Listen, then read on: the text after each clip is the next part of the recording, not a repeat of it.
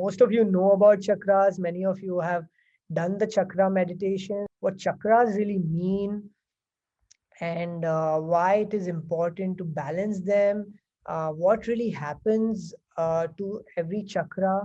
So when energy becomes stuck in our body, it cannot flow to higher chakras, right?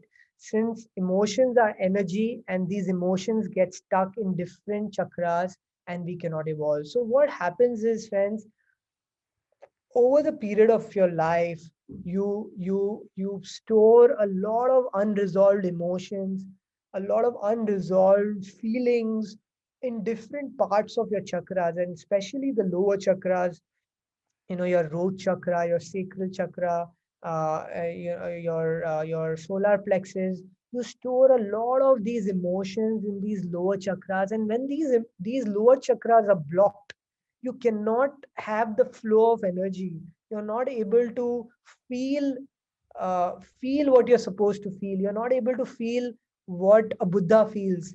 You're not able to feel what an enlightened person feels, because this energy is not flowing into higher centers.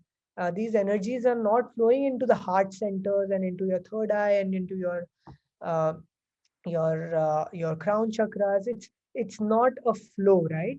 So like in your root chakra, you could have energies. You could have sexual deprivation, sexual addictions, trauma from molestation. So a lot of these things are, through lifetimes. Sometimes, many even past lives, we a lot of these emotions are stuck. We've had past life sessions where people have been stabbed on their stomach, and they, even in this life, they feel pain in their stomach, and when they actually go into the past life and release that emotion, the pain goes away in this life. So it's amazing how we store these energies in different chakras.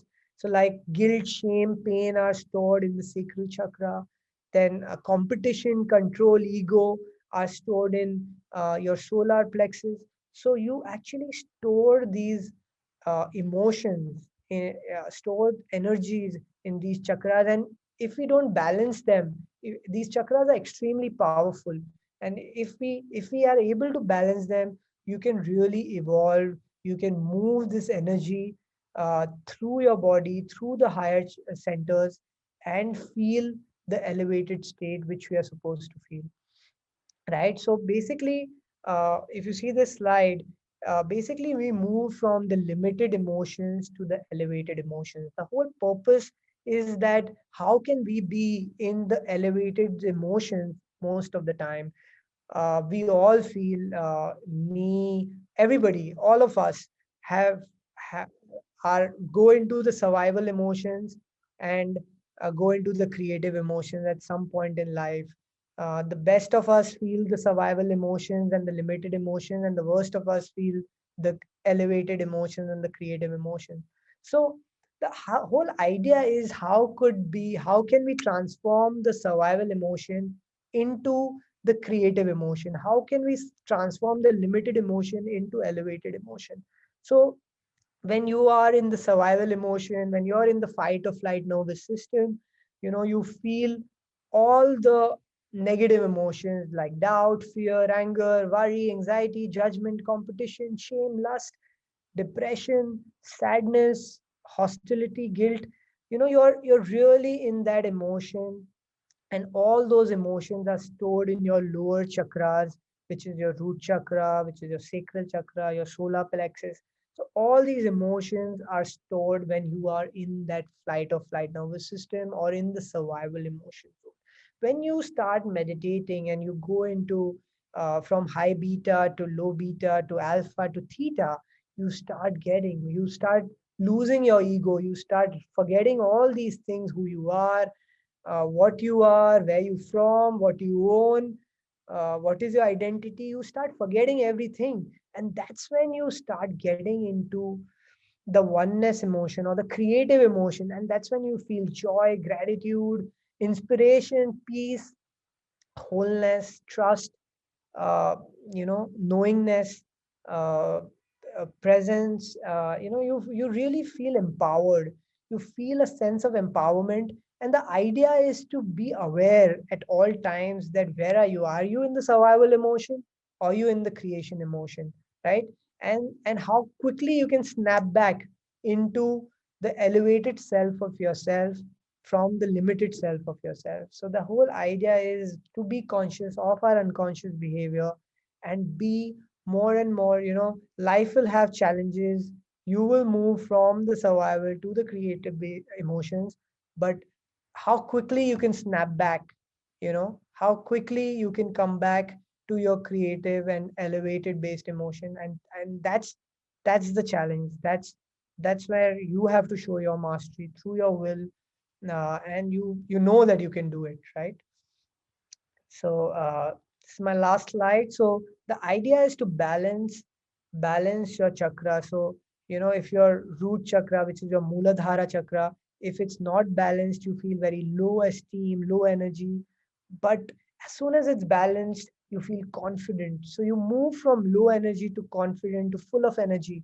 Your sacral, which is your Swadhisthana chakra, your sacral chakra, where you move from feeling lack of creativity, despair, to feeling that you have new ideas, you have lots to do, you can create your own life, and release and balance those chakras. Solar plexus, which is Manipura, you transform your anger and helplessness into feeling more organized, and you know that you can accomplish your dreams.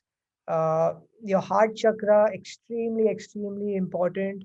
This is where you create from. That's why in most of our meditation we go to the heart chakra, because your heart is where you really create from. Your heart sends your brain sends the signal out, but your feelings, your heart draws the event back in your life. So your Anahata chakra, you if not balanced, you might feel, your relationships are broken, you're unloved, you feel unloved. But the minute you feel centered and you breathe through that chakra, which we're going to do today, you feel more loved, and it automatically happens. You don't even have to try it. The body reorganizes itself, and it automatically happens. And your throat chakra, which is Visuddha chakra, where you can't express if it's imbalanced, but the minute it's balanced, you can freely express yourself. And your third eye, which is the Ajna chakra, or the third eye, one might feel, if it's imbalanced, we'll feel confused, you have nightmares, poor insight, indecisiveness. But once you're in your meditation, you can feel balanced, calm, can solve any problem. You have confidence to do it, because it is balanced. And lastly, your crown chakra, which is also called Sahasrara chakra. And you feel imbalanced. If it's imbalanced, you feel lonely, depression, anxiety, and how you can turn that into peace. So we release many emotions when you balance these chakras, and once you release that, you slowly start healing your body. Uh, you start trusting what's happening in the universe. So I'll give you an example. When my father passed away, I was 8 years old, and my mother was still young. And she really, obviously, it was a huge tragic episode in our family, and she was really into a very sad state.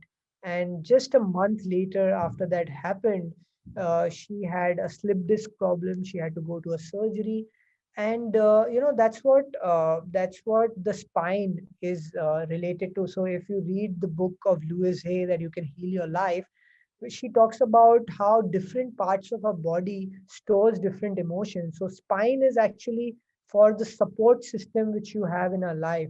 So when my mom lost my father, she lost the support in her life, and it directly impacted her spine.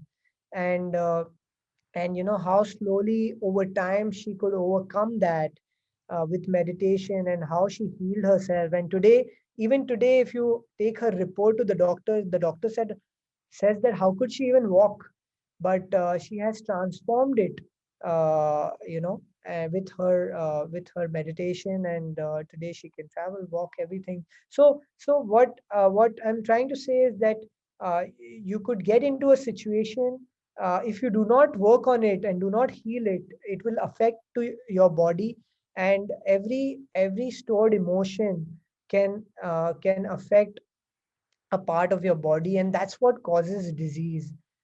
Different parts of your body, so your shoulder is related to something else. If you're, many times if you have too much stress or too much workload, you feel, people have dislocated shoulders, because of, so the reason is emotional, but you're taking medication for the physical problem. So I think you one has to change it from within. That's why meditations are more important, very important, because you actually change from the root cause.